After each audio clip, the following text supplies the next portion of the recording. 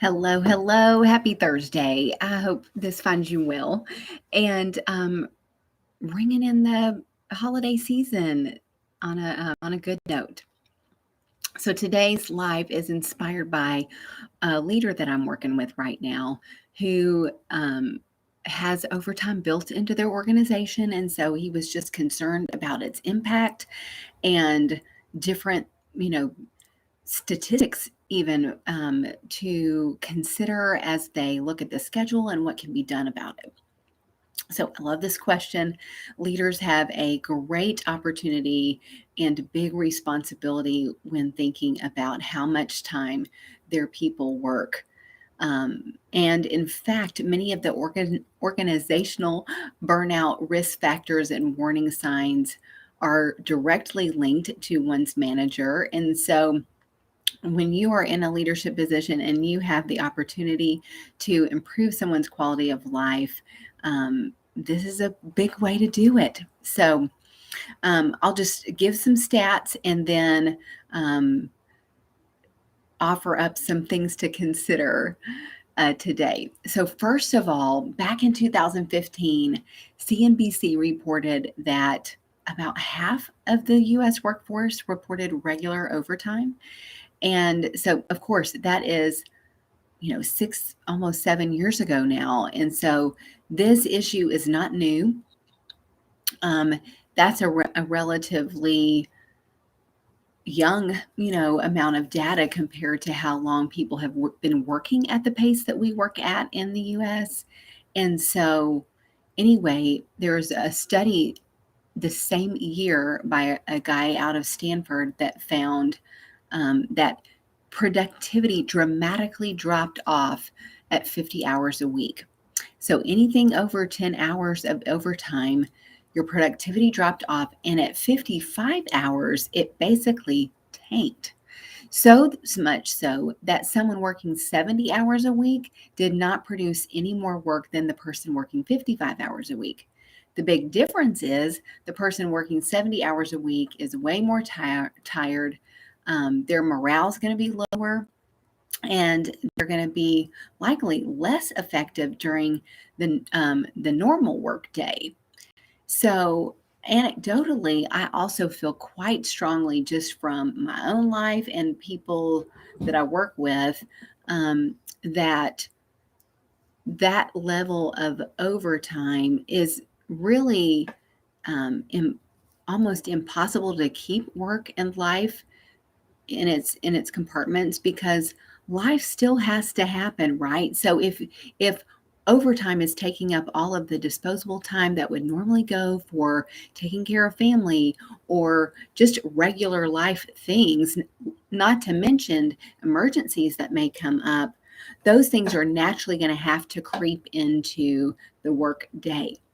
So organizations, and I've worked at some, um, I'm sure there are many of these that exist that just deeply appreciate and even need overtime from their different employees really should look at this because it's not just going to affect the people in their organization. People make up the organization. And so it is going to affect the bottom line in terms of productivity.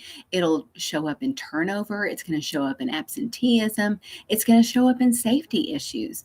So there is a big um, potential loss with overtime, in addition to the actual dollars it takes to pay some of the workforce for overtime. Of course, the people who are on salary are gifting that time, but really it's a gift that doesn't give much and sometimes might even be uh, a the law of diminishing returns.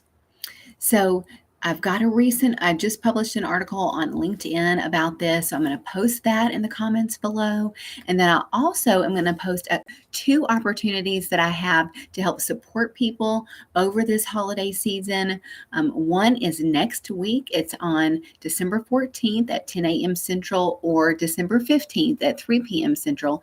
And that is something I'm calling 2022 and You. It's a 1 hour virtual workshop to just spend some time together, getting out of the details and into the big picture, planning the 2022 that you want to live out. So I'm going to share some of my favorite vision and planning exercises with you, and I'll put a link for that, the events page of my website where you can register for that one, as well as a holiday coaching opportunity that I'm opening up to 4 people.